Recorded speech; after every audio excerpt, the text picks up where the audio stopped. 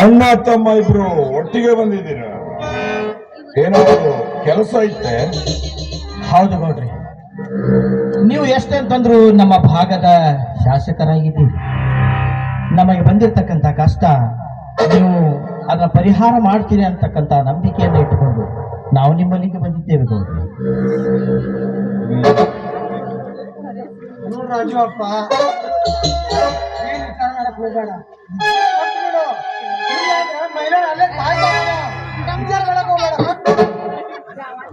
ನೋಡಿ ಗೌಡ್ರಿ, ನಮ್ಮ ತಮ್ಮ ಮೈಲಾರಿಯನ್ನ ಪೊಲೀಸ್ನವರು ಹಿಡಿದುಕೊಂಡು ಹೋಗಿದ್ದಾರೆ. ಅದನ್ನು ಹೇಗಾದ್ರೂ ಮಾಡಿ ಬಿಡಿಸಿಕೊಡಿ ಅಂತ ಹೇಳಿ ತಮ್ಮಲ್ಲಿ ಬೇಡಿಕೊಳ್ಳಲು ಬಂದಿದ್ದೇವೆ. ಪೊಲೀಸ್ನವರು ಅಣ್ಣನನ್ನು ಅರೆಸ್ಟ್ ಮಾಡಿದ್ದೇನು ನಿಜ, ಆದರೆ ಅರೆಸ್ಟ್ ಮಾಡಲು ಪೊಲೀಸ್ ಕಂಪ್ಲೇಂಟ್ ಕೊಟ್ಟರು ಈ ಎಂ.ಎಲ್.ಎ. ಸಾಹೇಬ್ರು ಅಂತ ನನಗೆ ಚೆನ್ನಾಗಿ ಗೊತ್ತು. ಅಲ್ವೋ ಬಡ ಭಿಕಾರಿ ನನ್ನ ಮಗನೇ, ಯಾರೆದುರು ನಿಂತು ಏನು ಮಾತನಾಡುತ್ತಿರುವೆಂದು ನೆನಪಿನಲ್ಲಿಟ್ಟುಕೋ. ಆ ಕಾಡಿನಲ್ಲಿ ಇಲ್ಲಿದ್ದ ಶಿವರಾಜ ಎಷ್ಟೋ ದಿವಸ ಹಸಿವಿನಿಂದ ತಿರುಗಾಡಿದರು. ಸತ್ತ ಜಿಂಕೆಯನ್ನು ಮುಟ್ಟಲಾರ, ಜೀವಂತವಾದ ಪ್ರಾಣಿಯನ್ನು ಬೇಟೆಯಾಡಿ ತಿನ್ನುವುದೇ ಅದರ ಕಸುಬು. ನೆನಪಿನಲ್ಲಿಟ್ಟುಕೋ. ರಾಜೀವಪ್ಪ, ಈ ನಿನ್ನ ತಮ್ಮನಿಗೆ ಸ್ವಲ್ಪ ಬುದ್ಧಿ ಹೇಳು. ಅದೇನು ಸೀಟಿಯಲ್ಲಿ ಓದಿ ಬಂದಿದ್ದಾನಂತ ಹೇಳಿ ಸೊಕ್ಕಿನಿಂದ ಮೆರೆದರೆ ಮಸಣದ ದಾರಿ ತೋರಿಸಬೇಕಾಗುತ್ತದೆ ಈ ನಿನ್ನ ತಮ್ಮನಿಗೆ. ಈ ಗುಲಾಮ ಎಂ.ಎಲ್.ಎ. ಮನೆಯಲ್ಲಿ ಗುಲಾಮಗಿರಿ ಮಾಡುತ್ತೇನೆಂದು ಗುಂಡಾಗಿರಿ ನಡೆಸಿದರೆ ನಿಮ್ಮ ಗುಂಡಾಗಿರಿಗೆ ಹೆದರುತ್ತೇನೆಂದು ತಿಳಿದಿರುವೆಯ? ಯಾವುದೇ ತಪ್ಪು ಮಾಡಲು ನಮ್ಮ ಅಣ್ಣನನ್ನು ಒಳಗೆ ಹಾಕಿದಿರಲ್ಲ, ನೀವು ಜನಸೇವೆ ಮಾಡುವ ರಾಜಕಾರಣಿಗಳ.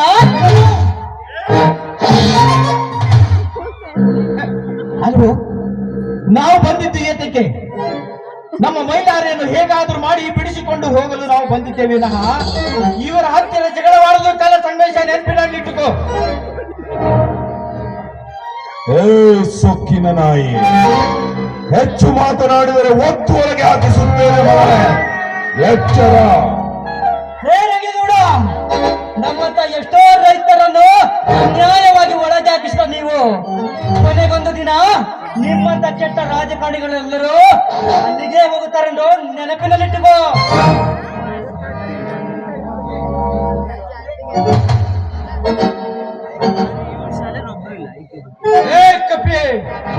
ನಮ್ಮಂತಹ ರಾಜಕಾರಣಿಗಳನ್ನು ಒಳಗೆ ಹಾಕಿಸುವ ಗಂಡು ಇನ್ನು ಹುಟ್ಟಿಲ್ಲ, ಇನ್ನು ಮುಂದೆ ಹುಟ್ಟುವುದಿಲ್ಲ. ಒಂದು ವೇಳೆ ಹುಟ್ಟಿದ್ದೆ ಆದರೆ ನಾನು ಈ ಭೂಮಿಯ ಮೇಲೆ ಹುಟ್ಟಿದೆ ತಪ್ಪಾಯಿತೆಂದು ನಮ್ಮಲ್ಲಿ ಬಂದು ಕ್ಷಮೆ ಕೇಳಿ ಕೊಳ್ಳುತ್ತಾನೆ. ನಿಮ್ಮಂತ ಕೆಟ್ಟ ರಾಜಕಾರಣಿಗಳ ಚಟ್ಟ ಕಟ್ಟಲು ಹಿಂದೆ ಒಬ್ಬ ಲೋಕಾಯುಕ್ತ ಅಧಿಕಾರಿ ಸಂತೋಷ ಗಡೆ ಅಂತವರು ಮತ್ತೆ ಹೆಡೆಯಲ್ಲಿ ನಿಂತರೆ ಉಳಿದಂತ ನಿಮ್ಮಂತ ಕೆಟ್ಟ ರಾಜಕಾರಣಿಗಳ ಗಂಡಂದಿರು ವಿಧವೆಯಾಗುತ್ತಾರೆಂದು ನಿನ್ನ ಡೈರಿಯಲ್ಲಿ ಬರೆದಿಟ್ಟುಕೋ. ನನ್ನ ಮಗನೇ, ನಮ್ಮ ಮನೆಗೆ ಬಂದು ಹಕ್ಕಿನಿಂದ ಮಾತನಾಡುವಷ್ಟು ದೊಡ್ಡವನಾಗಿರ್ತೀಯಾ ಬಡವ? ಇನ್ನು ಹೆಚ್ಚು ಹೊತ್ತು ಇಲ್ಲಿ ನಿಂತರೆ ಈ ಬಲರಾಮನ ಚಿಟ್ಟು ನೆತ್ತಿಗೇರಿದರೆ ಈ ಹಣವಾಗಿ ಅರಮನೆಯಲ್ಲಿ ಬೀಳುವೆ.